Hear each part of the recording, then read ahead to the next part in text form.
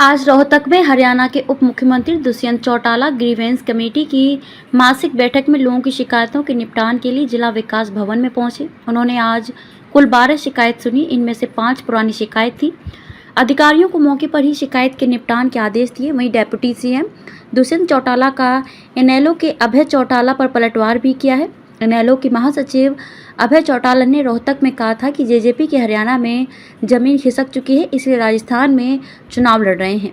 इस पर दुष्यंत चौटाला ने जवाब देते हुए कहा कि जमीन किसकी खिसकी है यह सब जानते हैं। इन लोग 20 विधायकों से एक पर आ गई है। यह तो उस समय अजय चौटाला की मेहनत थी जो 6 विधायक जीते थे। पार्टी को बढ़ाया जाता है, ना कि सिकुड़ाया जाता है। इनेलो के समय में 5 राज्यों के चुनाव लड़े थे, आज हरियाणा में ही सिमट कर रह गए हैं। उनमें हिम्मत नहीं कि बाहर चुनाव लड़ें। 25 सितंबर की सीकर रैली को लेकर बोले कि सीकर चौधरी देवीलाल की कर्मस्थली रही है। राजस्थान में हमारा 25 से 30 सीटों आप चुनाव लड़ने का लक्ष्य है। पार्टी अपनी पूरी तैयारी के साथ चुनाव लड़ेगी। हरियाणा में गठबंधन के साथ चुनाव लड़ने के सवाल और बोले पहले राजस्थान का विधानसभा चुनाव लड़ लें, इसके बाद लोकसभा को फिर देखेंगे। हरियाणा विधानसभा चुनाव अगर एनडीए गठबंधन में लड़ना है या अकेले चुनाव लड़ना है। वहीं महिला आरक्षण कानून संसद में बनाए जाने को लेकर भी कहा कि हरियाणा में पंचायती राज चुनाव में महिलाओं को 50% आरक्षण दिया हुआ है। हर दूसरी महिला सरपंच है। ये हमारी ही सोच है जो कि महिला आरक्षण बिल पास हुआ है। लोकसभा और राज्यसभा के सांसदों को बधाई जिन्होंने एकमत से पास किया। महिलाओं को उनके अधिकार मिले। अब 33% आरक्षण महिलाओं को देने की बात है। ये 2024 के बाद ही लागू होना था। इस बार में सभी विधानसभाओं में ये पास होना है ताकि कोई कानूनी अड़चन ना आए। जींद में पार्टी से अलग चौधरी बीरेंद्र सिंह एक बड़ी रैली करने जा रहे हैं।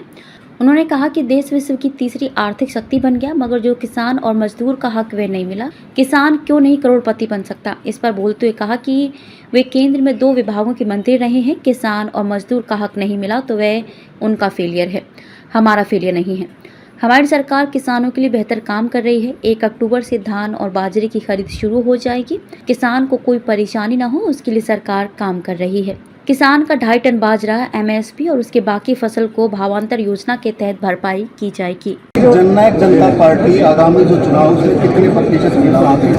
हमने तो पिछली बार भी 23% महिलाओं को मैदान में उतारा था और आगे भी मुझे लगता है उससे नंबर बढ़ाएंगे, कम तो नहीं करेंगे। हमने तो हमारी जनरल आपके रोहतक की कलोई हल्के की जनरल की अध्यक्ष भी महिला बनाई और आज मैं खुश हूँ कि हमारी पहल थी जिसने 50% महिलाओं को पंचायती राज में हिस्सेदारी दी। आज तो हम 33% की पार्लियामेंट में बात कर रहे हैं। पंचायती राज के अंदर तो हर दूसरी सीट पर एक महिला बैठी है और आपकी तो मेरे ख्याल से चेयरपर्सन भी महिला है। और इसके अंदर तो मुझे लगता है कि राइट कैंडिडेट हो और जितने ज़्यादा हमें मिलेंगे हम उनको मैदान में अच्छा, 2029 में इम्प्लीमेंट होना है। आप मेरे को ला दो 33 में 33 उतार देंगे। अच्छा, प्रदेश कांग्रेस के जो नेता हैं वो ये कह रहे हैं कि बिल हमारी देन कांग्रेस हमारी उनकी मैं मानता हूँ देर आए दुरुस्त आए, आया तो सही। और ये भी आया है आगे सेंसस के बाद, उसके बाद जो हमारी सीटों के जो डिमार्केशन है वो चेंज होगी, डिलिमिटेड होगी, उसके बाद इम्प्लीमेंट होगा। मगर फाइनली कॉन्स्टिट्यूशनल अमेंडमेंट होना और सर्वसम्मति से दोनों हाउसेज का पास करना ये अपने आप में बहुत अच्छी पहल है और मैं बधाई देता हूँ सभी सांसदों को।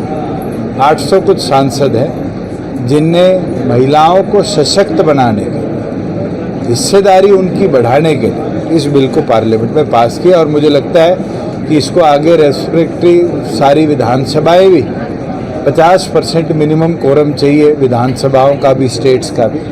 मैं मानता हूं कि जल्द से जल्द पूरे देश की सभी विधानसभाएं सर्वसम्मति से इसको पास करें और एक नया इतिहास रचें।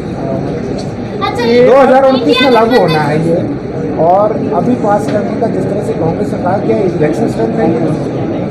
मैं आपको अभी बोल के हटाऊं कि अभी तो विधानसभाएं पास करेंगी। सभी विधानसभाओं को इसको पास करने के लिए भी हाउस के सेशन बुलाने पड़ेंगे। 24 तक तो वैसे भी वायबल नहीं था, होता तो उसी के बाद होता। मगर ये अच्छा कदम है कि पहले जनसंख्या भी हो जाए, डिलिमिटेशन भी हो जाए और उसके साथ सक्सेसफुली इसको इम्प्लीमेंट किया जाए कि कल इसमें कोई लीगल ऑब्जेक्शन भी ना करे। इंडिया गठबंधन को लेकर इनेलो को शामिल करने का दावा किया जा रहा है, वहीं भूपेंद्र सिंह हुड्डा इनेलो को शामिल ना करने और कांग्रेस छोड़ने की धमकी दे रहे हैं। ना मैं कांग्रेस में हूँ ना मैं एनएलए में हूँ, तो उनसे पूछो। अच्छा, अभय चौटाला ने कहा है कि जेजेपी राजस्थान से चुनाव लड़। रिपोर्टर विकास ओहल्यान, रोहतक।